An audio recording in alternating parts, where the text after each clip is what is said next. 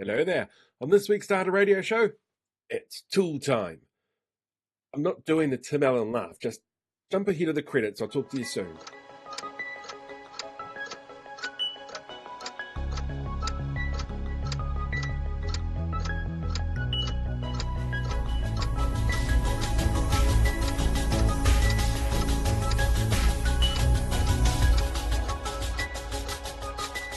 Hey, welcome to this week's episode of the Data Radio Show. It's an interesting one this week because I wanted to learn a little bit more about tools. You see, I used to have a maths teacher in high school who would tell us you can't really hammer a nail using a brick. You have to have a hammer. You've got to have the right tools for the job. And it always stood out for me, mostly because he used a metal ruler in that same conversation to whack another student over the knuckles, and it ended up losing him his job. That kind of thing tends to stand out. But the tool thing also stood out for a really good reason. Now, fast forward a number of years, and we live in a world where technology and data are so important, but the tools to be able to manage them are constantly evolving and changing. And we've seen with the rise of things like generative AI over the last few years, that kind of leap in how data is managed and architecture is built is going to change a lot as well. And I've had a couple of different tools sort of show up on my radar over the last couple of weeks. They're designed around the architecture known as Data Vault, and it's really important to know that this is sort of the focus of this episode. But there are tools out there as well that work with other types of data architecture. For this week, though, I'm sitting down and having a chat with Julien Redmond. He's the CEO of Ignition and IRiS. IRiS have actually been working on the sort of 2.0 version of what they offer, and they've been working with something called FlowBI, which was a data architecture tool built by Michael Olszymski from Scalefree. Michael was one of the first people to really get involved with Data Vault. He's by far one of the most knowledgeable experts in the field. So seeing a tool that he's created hit the market that uses some of the elements of things like generative AI to really speed up the process was something that made me go, whoa. And then finding out about something like IRiS version 2.0, which is designed almost like a connection tool, like a hub for other tools and automation to work together, I had to learn a little bit more. So today, we're going to chat to Julien. Let's jump over there and hear what he has to say. All right, Jules, thank you very much for joining me. I wanted to have a chat to you today about some product news that we've seen rolling out. You mentioned in the masterclass that we did earlier in the month about something called FlowBI, which is a new tool that's coming out to help with data architecture. And I know that you guys have been working on something as well with IRiS. So I kind of wanted to learn a little bit more about each of these. But the first question I've got for you is, why do you think it's important for people to know they've got the right tools to do the job? Yeah, I guess it's just a productivity Mm-hmm. question, isn't it? I mean, if you have the right tools, you're going to do the job efficiently. You probably don't want to build the foundations for a building with a bobcat. You might need something a little larger than that. So there's a range of tools out there for Data Vault now. A good selection of automation tools, good selection of data modeling tools, and then the traditional data management platforms that manage things like scheduling and governance and security and privacy and all those things. So there's lots of ways to skin a cat, I guess, is the old saying. Not a very nice saying, maybe, but there's lots of ways No. to put together a platform architecture that works for you, and often that'll come down to what tools someone's already selected and already has in their environment. There's no point buying something that does something that they already have, and therefore money's sitting on the shelf. So I think it's really important to understand what components, what capabilities your data platform needs to deliver you, and then assess what capabilities you have already in the tools you've already selected, and then find ways to fill those capability gaps. And sometimes that means replatforming, but sometimes it means choosing a really specific tool. Like one of the tools I really like is the InfoSecure tool from the InfoVia team, because it addresses, how do you manage access control down to, the cell level, by the individual and even, where they're located, I think as well. So, where they're coming in from. So they might be in a secure site and a secure person, therefore they can access this information.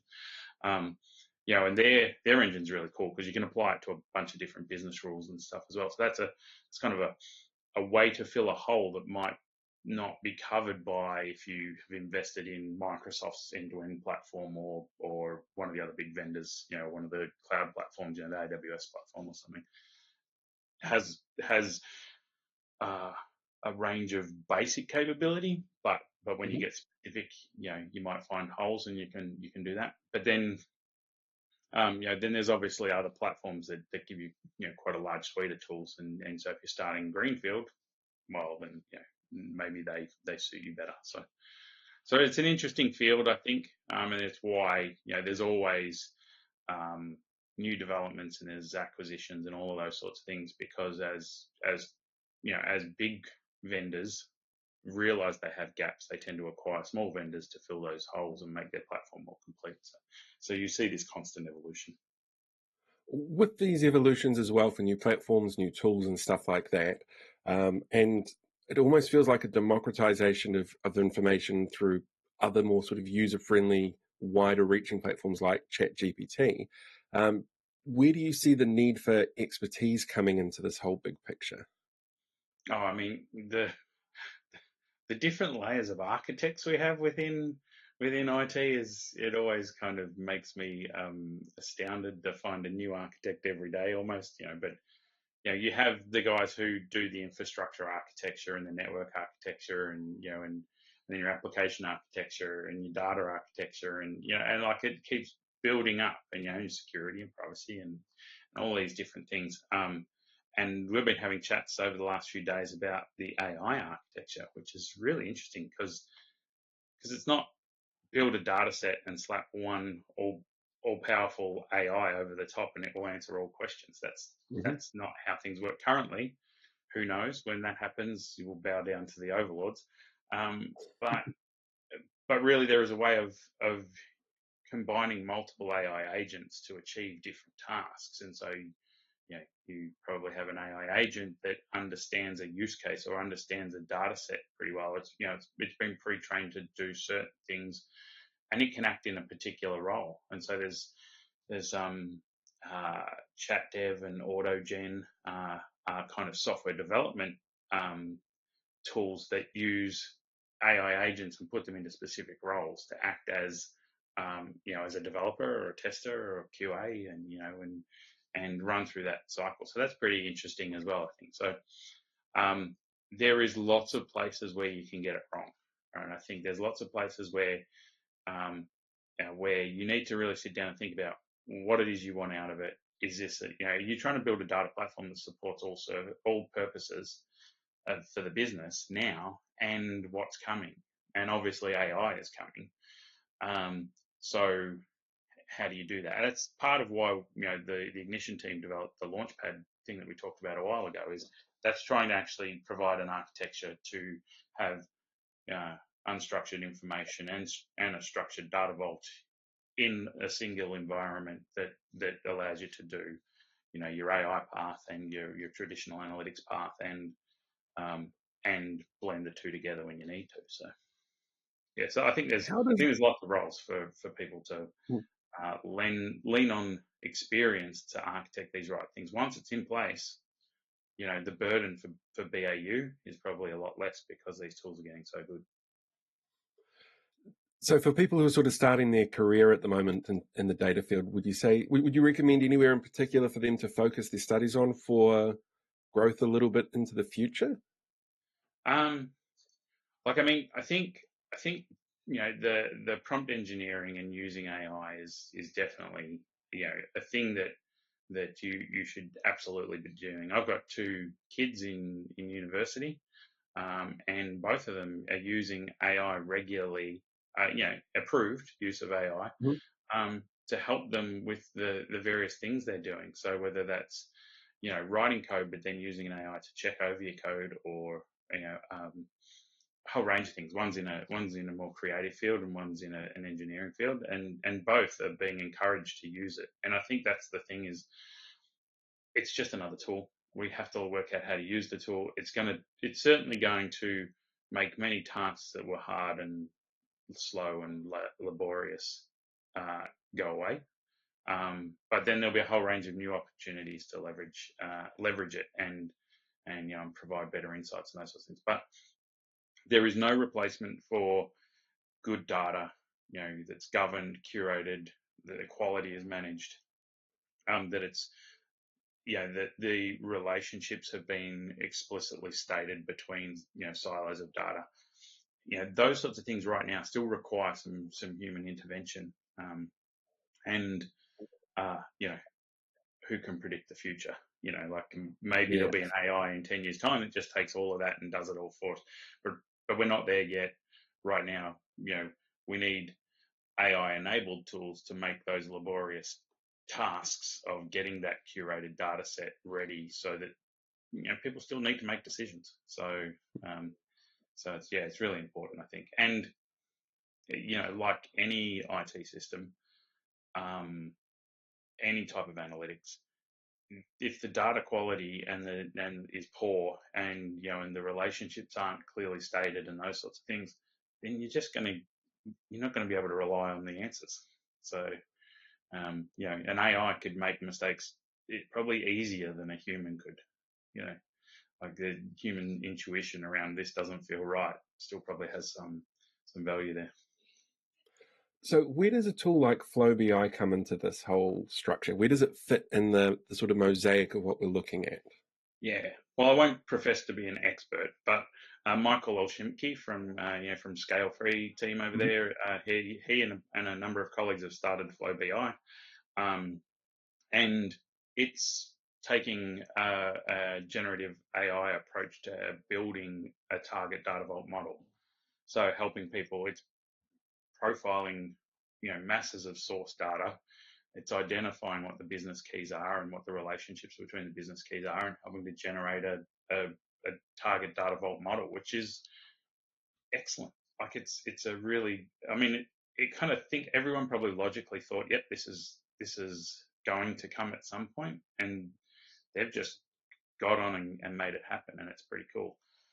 So, I mean, it's in pre-release now. Flow.bi is the website. So, it's pretty new. I don't know a huge amount about it. My team has been looking at it. We're working with it. We're going to be partnering with them. We're absolutely going to be partnering with them to take the models that they design and then being able to generate the code for that using IRiS to generate data vaults. So that will be pretty cool. But yeah, it's taking essentially an AI approach to it. But even that, as I understand it right now, requires a human then to, go through QA it, make sure it makes sense, approve it, and push it forward.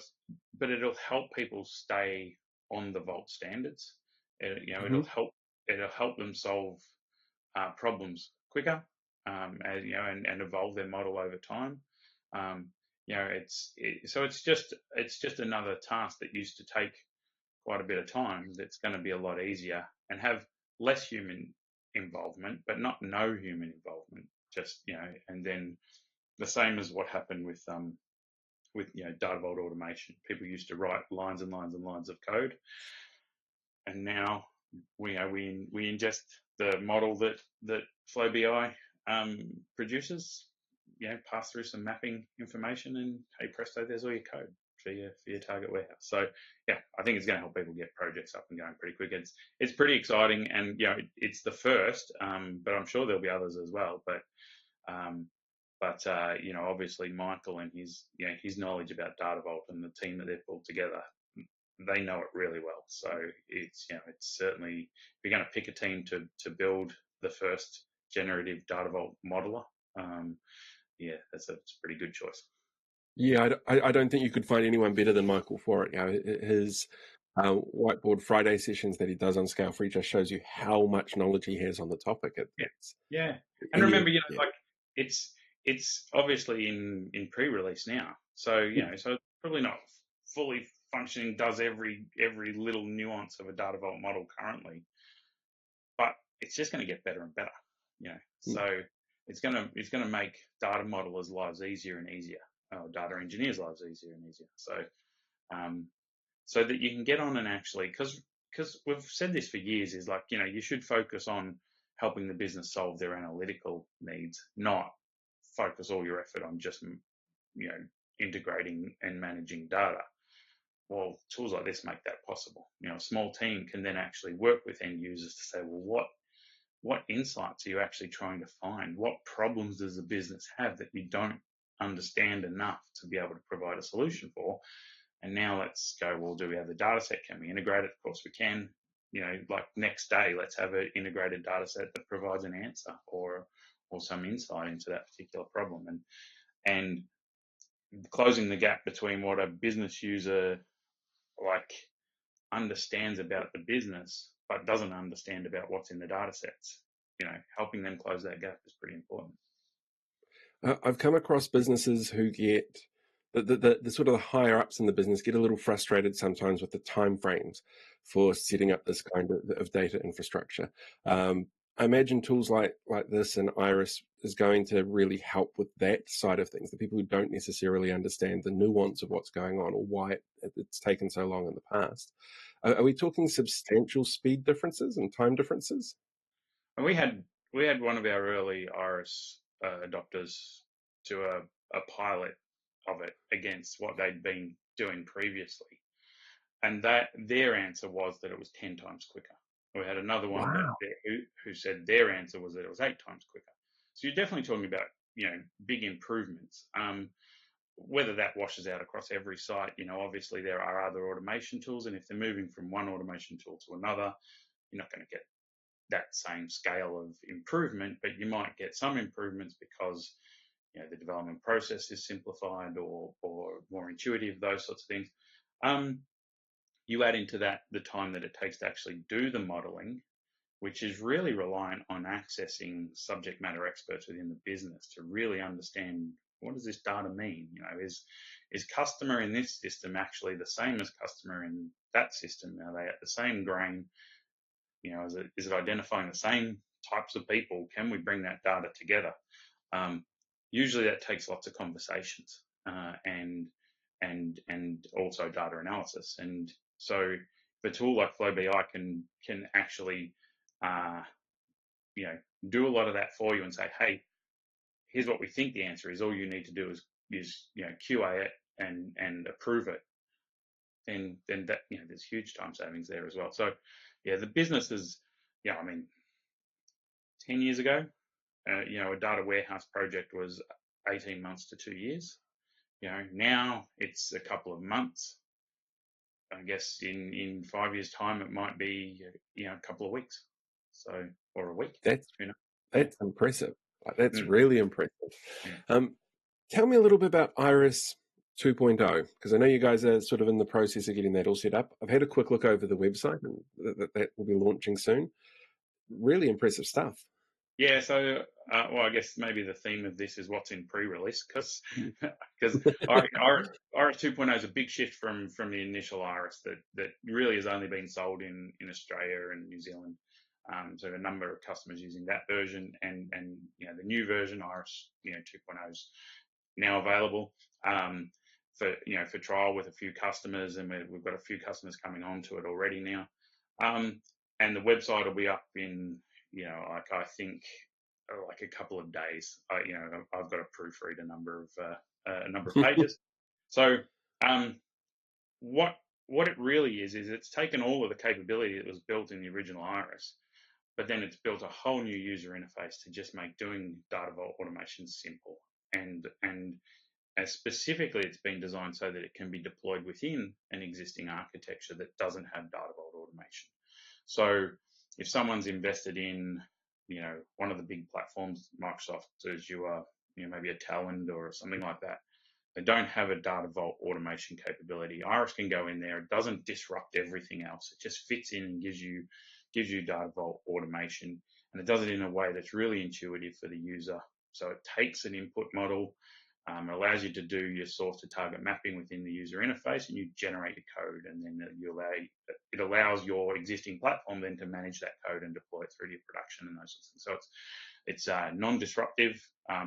It's priced really well as well. So that's probably one of the big things we've been able to achieve is actually changing the metrics around pricing for automation. And so it'll work with FlowBI. It'll integrate with other modeling tools like SQL DBM or ER Studio or Irwin or those sorts of things. It will take a model, it'll generate the code that you need to load your data from source into that model, and it'll deploy it into Snowflake, Databricks, Synapse, and and that list will grow as well. And that's what it's for. So so it's ready to roll. We're signing up partners in the Northern Hemisphere at the moment, so it's coming out globally, and which is good. And we're pretty excited about it. But there'll be a lot more sort of stuff at the moment. So right now we're doing some trials with some of our existing customers. We've got a few customers starting to gear up to roll out this new version into their environment. But yeah, it's very different, I think, to the other automation tools in that it's not trying to be the warehouse management platform. It's being a data vault automation development tool. So different approach, but fits really nicely with with the likes of tools that are doing other very specific purposes, like FlowBI or like the InfoBuyer stuff or like SQL DBM and those sorts of things. So, when you're developing something like IRiS, how do you fit that into a sort of map of what other people are doing and come up with something a little bit different that's still going to work with them and sort of, it sounds like it's going to take what they do and improve it. So how do you create something that fits into a slightly different mold, but still took a different angle than we probably did the thing we know really well, Mm-hmm. So IRiS in its first version was trying to incorporate tools, governance tools and modeling tools and scheduling capability and all these other things to be an end-to-end platform. And really, we were embedding other people's tools into the platform to give it a complete story. And that's not our area of expertise. Our area of expertise is how do you build data vault code? We are data vault practitioners. Knowles is a data vault trainer, and he's been working with the IRiS development team to get this thing to be the best possible version of data vault automation that we can imagine. And so what we said was, well, how do we make it the easiest thing for anyone to consume, regardless of what other choices they've already made? So there's 15 different modeling tools. There's 30 different data warehouse platforms. There's 10 different enterprise scheduling tools or Git repositories or security tools or whatever else. And so all of those things already exist, and people could have made a selection of any number of combinations of all of those things. How do we say, well, actually what we want to do is just the bit in the middle that kind of fits in, that doesn't force them to change any of that other stuff that they've already committed to, that doesn't force them to buy licenses of stuff that they don't need or are redundant, but gives them the best possible data automation capability and allows them to manage the output with the systems and processes they already have in place. So we kind of just looked at what do we do well, and we focused on that, and that led us down this path. And really, the big revelation for this is simplifying the development process for generating code. It is really simple. It's load up a couple of files, do your mapping, drag and arrow mapping, big green generate button, and there's all your code. So it's I think that makes it easier for smaller organizations to adopt Data Vault, because the learning curve to learn a piece of software and also the cost for getting into Data Vault automation becomes a little bit easier. On the downside, it doesn't do everything for you. It's not an enterprise platform, so you are going to need other tools to fulfill the rest of the functions within your data platform. So we just decided we know what swim lane we should be in, that where we have some difference to make, and focused on that. I don't see that as a downside, though, because it means that the end user can personalize it a little bit more to what their needs actually are, instead of feeling like they've got one blanket platform that gets steamrolled over everything else. Yeah. Oh no, I mean, I think the majority it'll be that. There will be some sites that are greenfields that just say, hey, we want to buy one piece of software that does everything for us. Which one is that? And that, that's probably not going to be IRiS. That's, that might be something else. But those that say, well, we've already decided we want to use, Azure Data Factory or whatever, and and Synapse, and we're going to use Git for our content store and a repository. Then we can just go, well, great, we plug in with all those things, so let's go. So Perfect. yeah, Streamlined. Everybody told me the future was going to be faster. yeah. It Well, I certainly think feels like I think it's just removing the boring, mundane stuff. Like when you look at actually the amount of code that IRiS will produce just to load a simple model, it's a big stack of code. And if you were trying to handwrite that, or you're writing your own set of templates within some sort of data management platform to do that, you have to keep maintaining those templates and updating them, and and then like it, because it's not just have you got a template for a hub, a satellite, and a link.